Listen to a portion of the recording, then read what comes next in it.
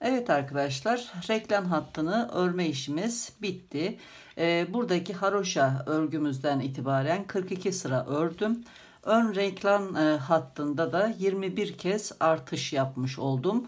Ön reklam hattı uzunluğunu ölçüyorum. Hemen yaka başlangıcından son örmüş olduğum bölüme kadar 15 santimetre ördüm. Şimdi sol kolu öreceğiz önce.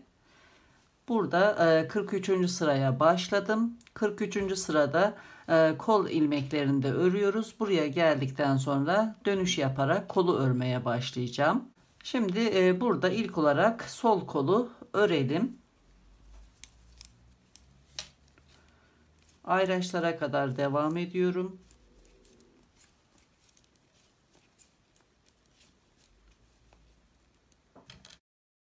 Reklam hattı ilmeklerimizden sağ taraftakini ön bedene ekliyorum. Diğeri sol kolda kalacak arkadaşlar. Örmeye başlıyorum. Burada kol ilmeklerinin ayrım yerini de işaretliyorum. Buradan itibaren kol ilmekleri başlıyor. Devam ediyorum. Bu ayraca kadar kolu örüyorum.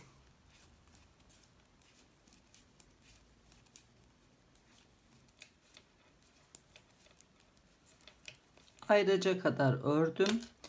Bu reklam hattı ilmeklerinden sağ taraftakini kola ekledim. Diğer ilmek arka bedene eklenecek arkadaşlar. Şimdi ayrı olarak birinci sırayı örmeye başlayacağım. Örerken de bu kenardan 3 ilmek, bu tarafa geldiğimizde de 3 ilmek, buradan toplam 6 ilmek kol altı için eklemiş olacağım arkadaşlar. 6 ilmek yeterli. Siz daha küçük bedenlerde 4 ilmek ekleyebilirsiniz arkadaşlar. 6 da ekleyebilirsiniz. Kendiniz ekleyeceğiniz ilmek sayısını ayarlayabilirsiniz. Şimdi dönüyorum. Dönmeden önce ilmek artışı yapıyorum. Parmağımı ipin altından şu şekilde geçirip 1, 2 ilmek ve 3 ilmek artırdım. Dönüyorum. Şimdi yedek şişe geçeceğim daha rahat örebilmek için. Eğer sizin yedek şişiniz yoksa diğer ilmekleri bir ilmek tutucuya veya bir ipe geçirerek ayırıp şişinizi kullanabilirsiniz arkadaşlar. Ters tarafta olduğumuz için artırdığım ilmekleri de ters örerek örmeye başlayalım.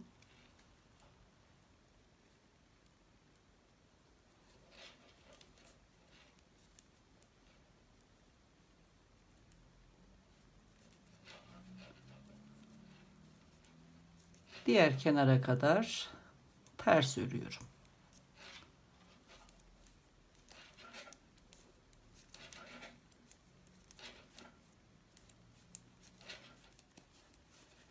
Sıra sonuna geldim. Son ilmeği ördüm. Bu tarafta da 3 ilmek artırıyorum aynı şekilde. 1, 2 ve 3. Dönüyorum. Kol ilmek sayısı bu artırdığım ilmeklerle birlikte 60 ilmek oldu arkadaşlar. 5 sıra toplam öreceğim. 6. sırayı örerken sağ ve sol kenardan birer ilmek eksilterek kolu daraltarak devam edeceğim arkadaşlar. Şimdi ikinci sıraya başlıyorum. Artırmış olduğum ilmekleri düz örüyorum önce.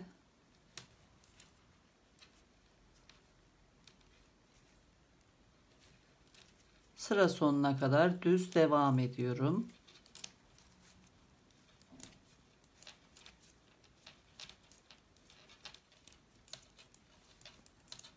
İkinci sırayı tamamladım. Dönüyorum. Üçüncü sıraya başlıyorum. Her sırada ilk baştaki ilmekleri de örerek başlıyoruz sıraya arkadaşlar. Bu şekilde 5 sıra örelim toplam. 6. sırayı örerken ilmek eksilteceğiz. Tekrar birlikte olacağız.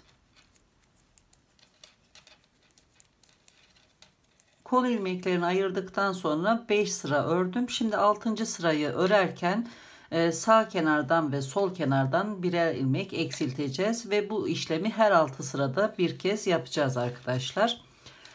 İlk başta 3 ilmek örüyorum.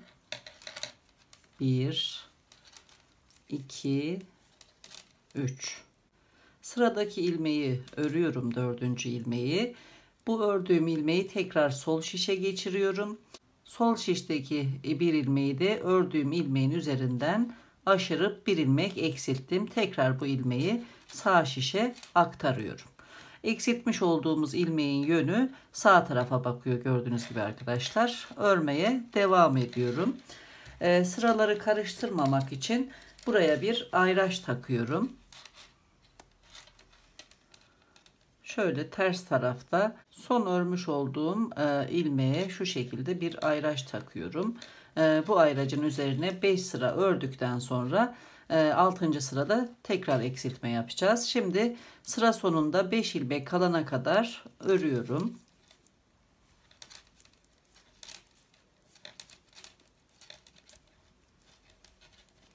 Sıra sonunda son 5 ilmeğim kaldı. İlk ilmeğin yönünü şu şekilde değiştirip sağ şişime alıyorum. Sıradaki ilmeği düz örüyorum. Bu örmeden aldığım ilmeği ördüğüm ilmeğin üzerinden geçirip bir ilmek eksiltiyorum. İlmeğin yönü sol tarafa doğru bakıyor. Kalan ilmekleri de örerek sırayı tamamlıyorum. Eksiltmelerimizi bu şekilde yapacağız arkadaşlar. Her 6. sırada birer ilmek eksilterek örgümüzü istediğimiz uzunluğa gelene kadar sürdüreceğiz. Dönüyorum. İlk ilmeği örerek örmeye devam ediyorum.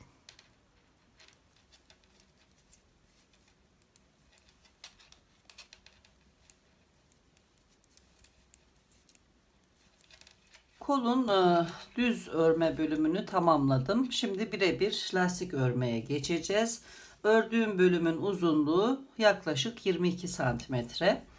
Her 6 sırada bir kez her iki kenardan birer eksiltme yaparak örmeyi sürdürdüm. 9 eksiltme bu taraftan, 9 eksiltme bu taraftan, toplam 18 ilmek eksilttim. Şişimde kalan ilmek sayısı 42 ilmek arkadaşlar. Şimdi 3,5 numara şişe geçerek birebir lastik öreceğim. Ben kol ağızlarının daha düzgün olması için lastiği yuvarlak olarak öreceğim arkadaşlar. Siz eğer düz bir şekilde bu şekilde devam etmek isterseniz 3,5 numara şişlere geçerek lastiği örüp istediğiniz yöntemle ilmekleri kapatarak kolun örme işlemini bitirebilirsiniz.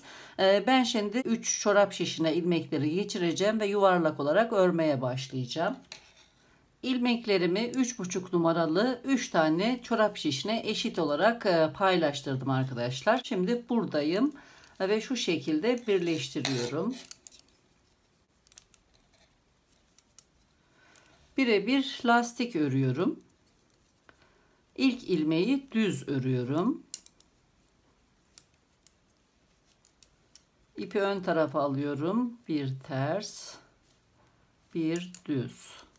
Bir ters, bir düz. Bu şekilde devam ediyorum.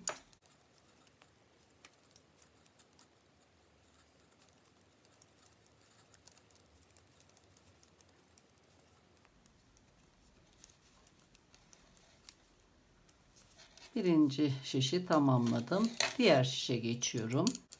Aynı şekilde örmeye devam ediyorum.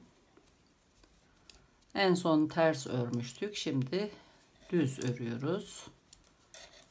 Sırayla bu şekilde sıra sonuna kadar devam edelim.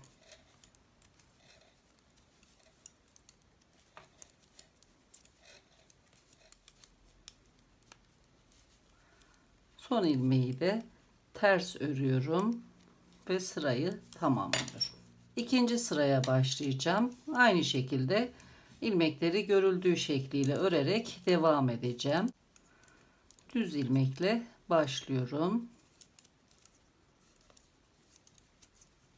Ters, düz şeklinde devam ediyorum.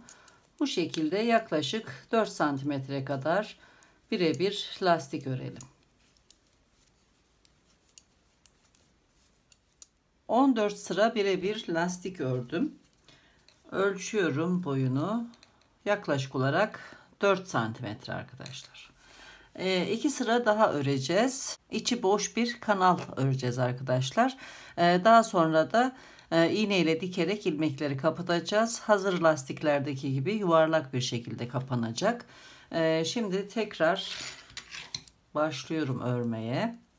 Örerken ilk düz ilmeği düz örecekmiş gibi şu şekilde alıyorum ama örmüyorum. İpi tekrar ön tarafa geçiriyorum. Ters ilmeği örüyorum. Tekrar ipi arka tarafa alıyorum. Düz ilmeği örmeden sağ şişe kaydırıyorum. Ters ilmeği örüyorum. Bu sıra sonuna kadar bu şekilde devam edelim.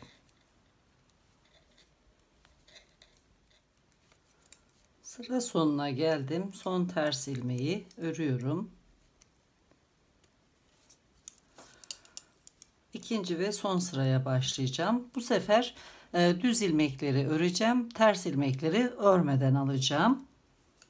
İlk düz ilmeği örüyorum. Ters ilmeği sağ şişe kaydırıyorum. Düz ilmeği şu şekilde sağ kanadını alarak örüyorum. Ters ilmeği örmeden sağ şişe kaydırıyorum. Sıra sonuna kadar bu şekilde devam ediyorum.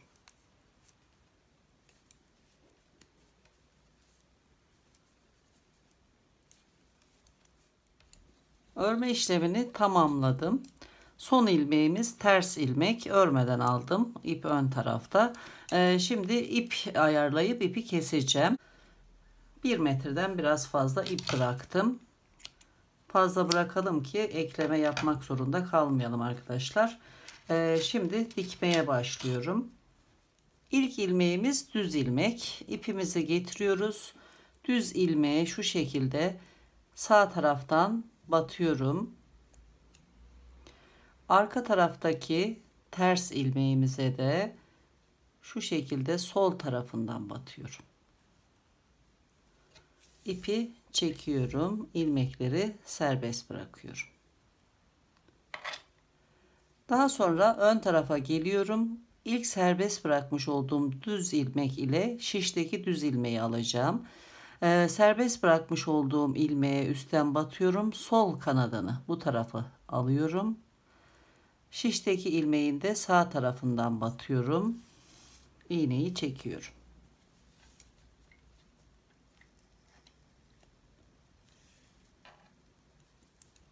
Şu şekilde. Daha sonra bu ilmeği serbest bırakıyorum. Son serbest bırakmış olduğum ilmeğe şu şekilde üstten sol kanadını alarak batıyorum. Şişimdeki ters ilmeğin de sol tarafından batıyorum. Ve ipi çekiyorum.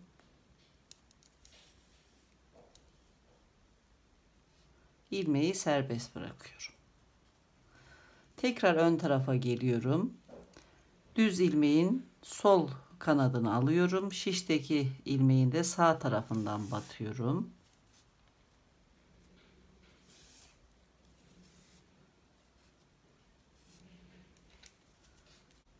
İlmeği serbest bırakıyorum.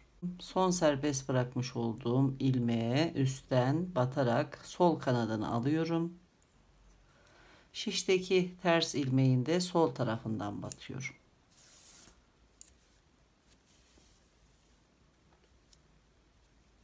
Şu şekilde.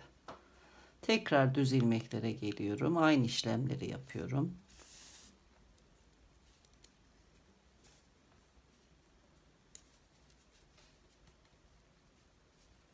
Arka taraftaki ilmekleri alıyorum. Bu şekilde sıra sonuna kadar devam edelim.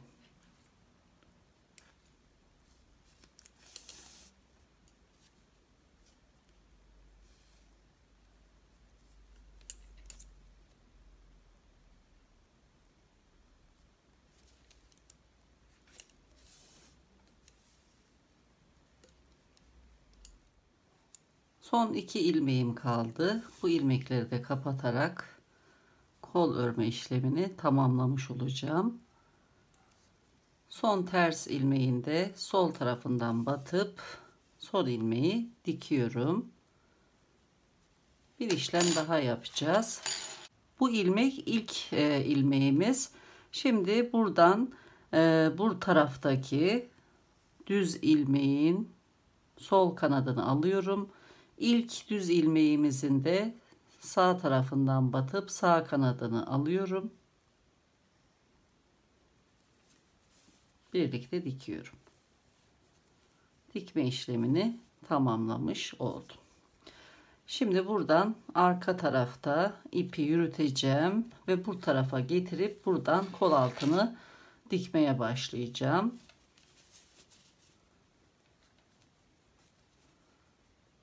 Buradan şu şekilde ipi yürütüyorum.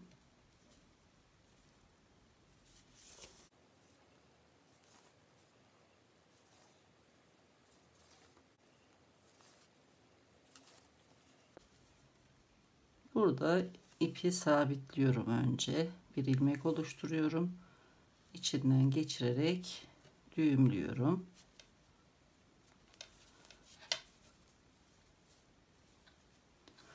Şimdi bu kol dikişini tamamlayacağız. Buradaki kenar ilmeğimiz bu. Hemen kenar ilmeğinin yanındaki bu ilk düz ilmeğimizi takip ederek dikeceğim. Aynı şekilde bu tarafta da kenar ilmeğimiz bu. Her sırada örmüştük. Buradaki bu sırayı takip edeceğim dikerken. Bu lastik ilmeğinin içinden batıyorum. Şuradan ve üst tarafa çıkıyorum. Buradayız şimdi. İlk ilmekleri dikmeye başlıyorum. Takip edeceğim sırayı buluyorum. Bu sıramız. Buradaki ilmeğin içine batıyorum. Teli kaldırıyorum. İçinden iğneyi geçiriyorum. Daha sonra bu tarafa geliyorum. Aynı şekilde buradaki ilk ilmeğe batıyorum. Şu şekilde bir tel kaldırıp dikiyorum. Aynı işlemleri tekrarlıyorum. Son batmış olduğum yere batıp diğer ilmeğin içinden çıkıyorum. Bir tel kaldırıyorum. Bu tarafta da aynı şekilde.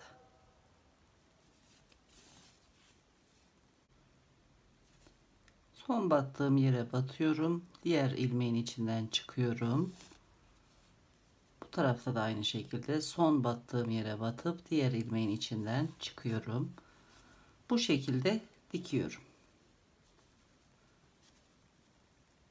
Sıra sonuna kadar devam edelim.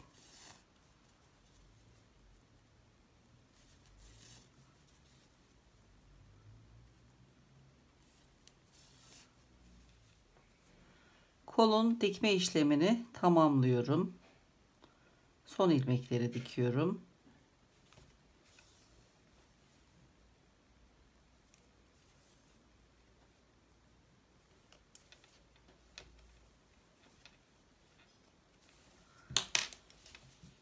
Gördüğünüz gibi dikiş yeri hiç belli olmuyor arkadaşlar. Dikme işlemini tamamladım. Şimdi ipi arka tarafta sabitliyorum. Fazlalığı kesiyorum.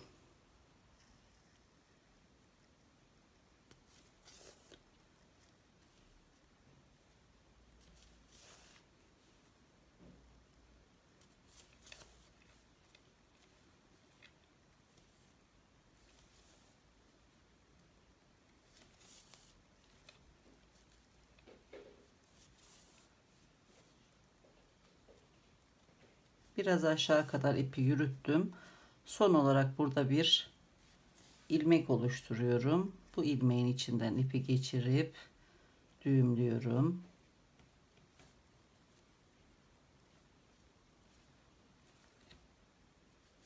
Tekrar bir iki sıra yürütüyorum ve ipi kesiyorum.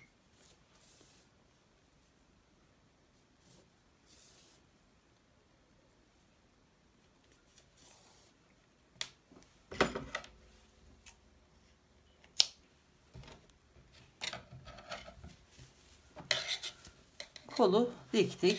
Şimdi buradan buraya kadar gelmiştik. Arka bedenin sağ tarafından ipimizi takarak örmeye devam edeceğiz. Buraya geldikten sonra da aynı şekilde bu kolu örmeye başlayacağız. İpimizi takalım.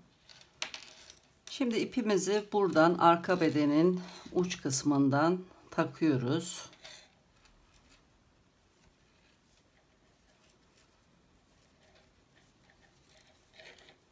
Örmeye başlıyoruz. Buradan öreceğiz.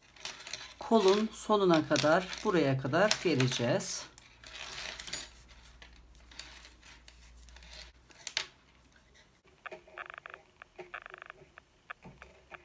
Kolun sonuna kadar düz örelim. Kolun sonuna kadar ördüm. Ayracı çıkartıyorum. Reklam ilmeklerinden birini de kola ekliyorum. Buradan dönüş yapacağız.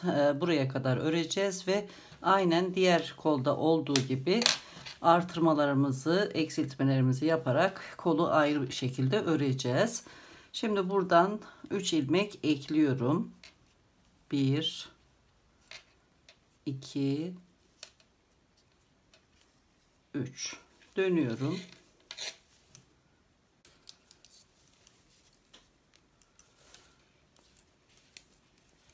Bu ayrıca kadar örüyorum.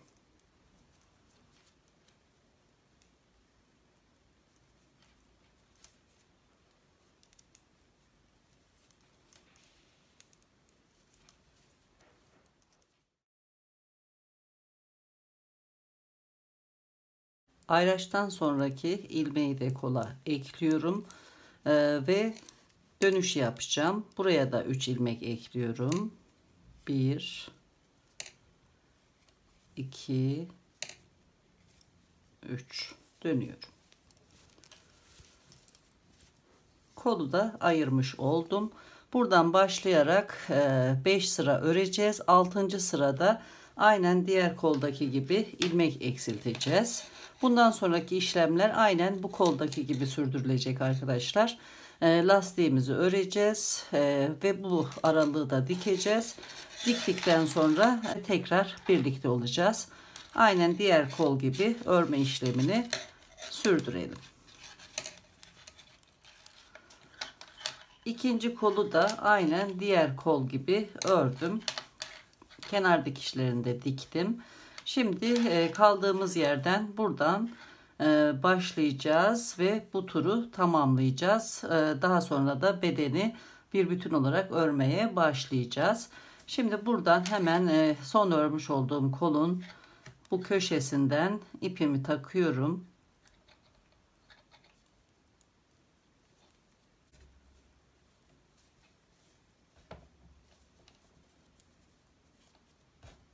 Örmeye başlıyorum.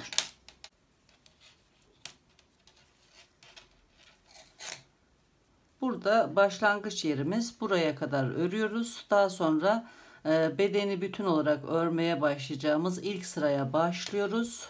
Bu ilk kol ayrımına kadar örüyoruz arkadaşlar, buraya kadar. Kol altından ilmek alacağız yine. Devam ediyorum.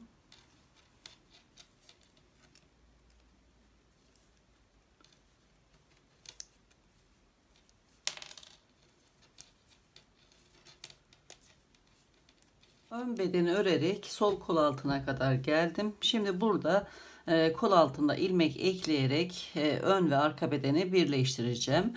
Kolu örerken kol altına 6 ilmek eklemiştik. Burada da yine 6 ilmek ekliyorum önce. Buradan koldaki reklam hattı ilmeğinin son ilmeğine batıyorum. Bir ilmek alıyorum. Şu şekilde. Daha sonra burada dikişin her iki yanındaki 2 ilmeğin içine batarak birer ilmek daha alıyorum. 1 2 Toplam 3 ilmek aldım. Devam ediyorum. Dikişten sonraki ilmeğin içine batıyorum. Bir ilmek alıyorum. Sıradaki ilmeğe batıyorum. 2. Bir de kolun reklam hattı ilmeğine batıyorum buraya. 3 ilmek aldım. Daha sonra örmeye devam ediyorum. arka bedeni örüp diğer kola kadar geliyorum.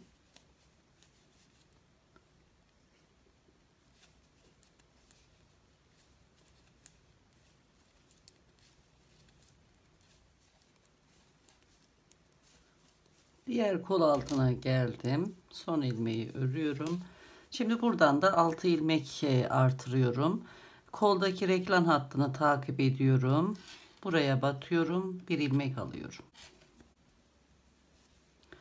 Daha sonra sıradaki ilmeğin içine batıyorum. Bir ilmek aldım. Bir ilmek daha alıyorum.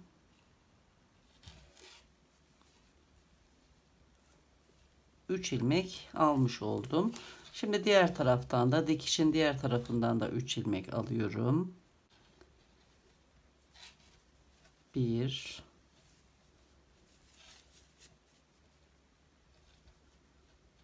bu ilmeğe batıyorum. 2 bir de buradaki kol reklam hattı ilmeğinin son ilmeğine batıyorum.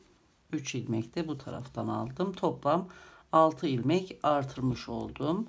Devam ediyorum örmeye.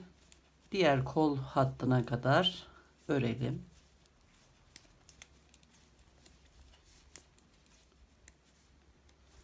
Kol altına kadar ördüm. Burada iki reklam hattı ilmeğimiz var. Birisi beden için, birisi de kolda devam eden, gördüğünüz gibi. İlk ilmeğin yönünü değiştiriyorum. İkinciyi örüyorum. Örmeden aldığım diğer ilmeği ördüğümün üzerinden geçirip bir ilmek eksilttim. Devam ediyorum. 1 2 3 4 ilmek örüyorum. Diğer reklam hattına geldim. Burada da yine ilk ilmeği örüyorum. Tekrar diğer şişe aktarıyorum. Diğer ilmeği üzerinden geçirip bir ilmek de bu tarafta eksilttim. Şimdi örmeyi sürdürüyorum. Diğer kola kadar devam ediyorum. Bu şekilde. Diğer kolda da aynı işlemi yapacağız. Daha sonra örgümüzü devam ettireceğiz. Diğer kola kadar ördüm. Burada da yine iki reklam hattı ilmeğimizin ilkinin yönünü değiştiriyorum. İkinciyi örüyorum. Diğerini üzerinden geçirip bir ilmek de bu tarafta eksilttim. 1 2 3 4 ilmek ördüm. Bu taraftaki reklam hattına geldim. İlk ilmeği örüyorum. Tekrar sol şişe geçiriyorum. Diğer ilmeği üzerinden aşırıp bir ilmek de bu tarafta eksilttim. Örmeye devam ediyorum. Bundan sonra örgümüzü bu şekilde yuvarlak olarak öreceğiz. İstediğimiz uzunluğa geldiğinde lastik örerken tekrar birlikte olacağız. Kol altlarının son görüntüsü bu şekilde arkadaşlar. Diğer tarafta aynı şekilde. Örgümüzü sürdürelim. Kazağın düz örgü bölümünü tamamladım. Şimdi birebir lastik örgüye geçeceğim. Ölçüyorum. Yaklaşık olarak 31 santimetre ördüm. Şimdi 3,5 numara şişlerime geçerek lastik örgüye başlıyorum. Şişimde 142 ilmek var. Çift sayıda ilmeğimiz olacak arkadaşlar. Lastik örgüye 3,5 numara şişimle düz örerek başlıyorum. Önce bu sırayı tamamlıyorum.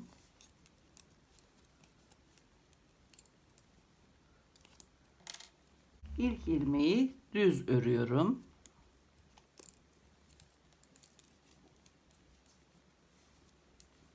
Daha sonra bir ters, bir düz, bir ters, bir düz örerek sıra sonuna kadar devam ediyorum.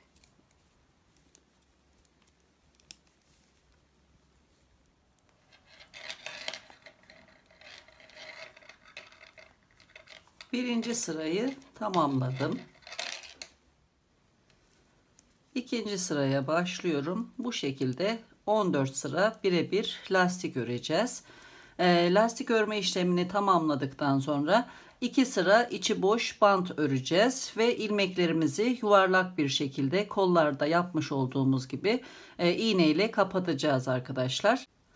En son kapatırken ip ayarını bu çevrenin 3 katı kadar ip alarak yapalım. Tam denk gelsin. Örmeye devam edelim. Lastik bandı örme işlemini tamamladım. Şimdi sıra geldi içi boş bandın içerisine büzgü için bir kordon örmeye. Kordon örmek için 2 tane 3,5 numara çorap şişi alıyorum ve 3 ilmek alıyorum. 2 3. Şu şekilde şişi ileri doğru itiyorum ve düz örüyorum bu ilmekleri.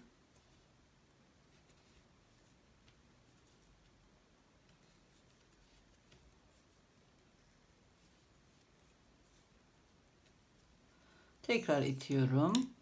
Aynı şekilde örüyorum. Bu şekilde 85 santimetre uzunluğunda bir kordon örüyoruz arkadaşlar. Hep aynı şekilde örüyoruz. Devam edelim.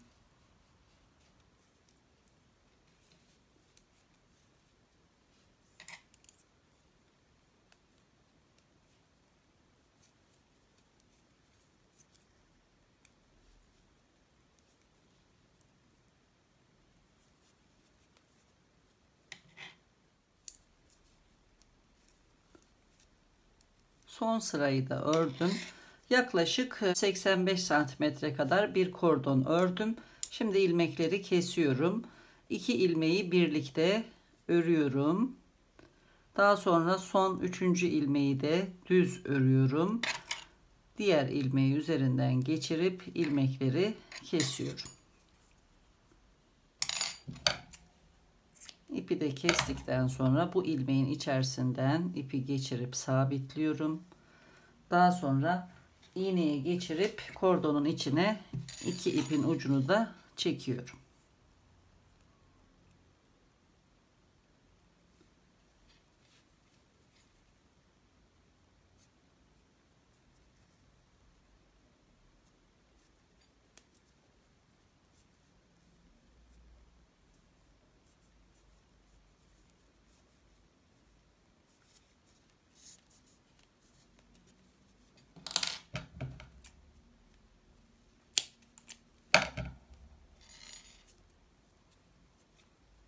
Diğer tarafı da aynı şekilde.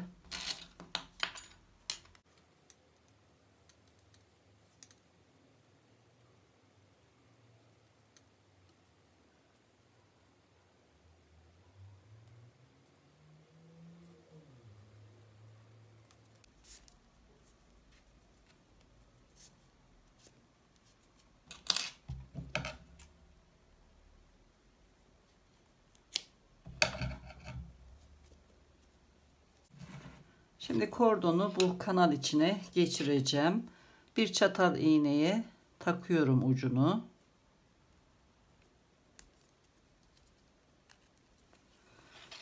Burası tam orta nokta. 1 2 3 4 ilmek sol tarafa, aynı şekilde 4 ilmek de sağ tarafa ayırdım ve işaretledim yerlerini. Buradan tam orta noktadan çatal iğneyi aradan geçiriyorum şu şekilde ve kanaldan yürütüyorum. Buradan çıkaracağım.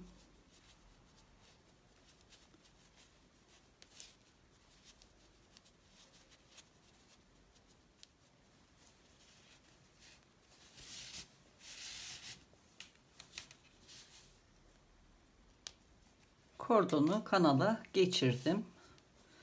Uç kısımlarına da şöyle küçük bir düğüm atabiliriz. Böyle de bırakabiliriz. Size kalmış. Şimdi bu fazlalık ipleri temizleyeceğim. Ve kazağımızın son işlemlerini tamamlayacağım.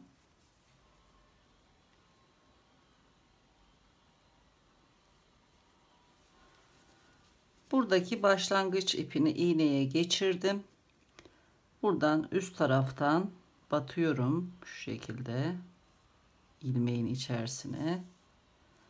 Geriye doğru çektim. Daha sonra şu şekilde yürütüyorum.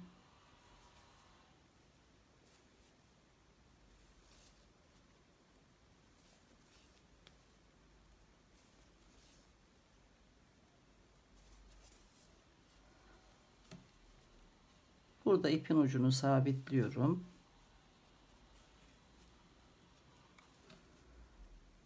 Yine aralardan geçiriyorum.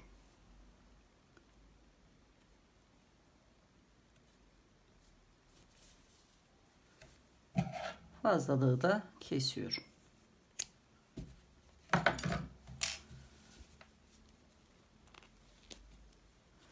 Diğer fazlalık ipleri de aynı şekilde temizleyelim. Son işlemlerini tamamlayalım. Evet arkadaşlar, kazağın bütün işlemlerini tamamladım. Kullanıma hazır hale geldi. Gördüğünüz gibi çok şık ve kullanışlı bir kazak oldu arkadaşlar. Kolların dikiş yerleri bu şekilde. Gördüğünüz gibi bütün örülmüş gibi oldu. Dikiş yeri belli olmuyor. Kolları yuvarlak şişle ördüğüm için şu şekilde kıvırarak kullanabiliriz şöyle. Kapüşonumuz da gayet şık oldu arkadaşlar.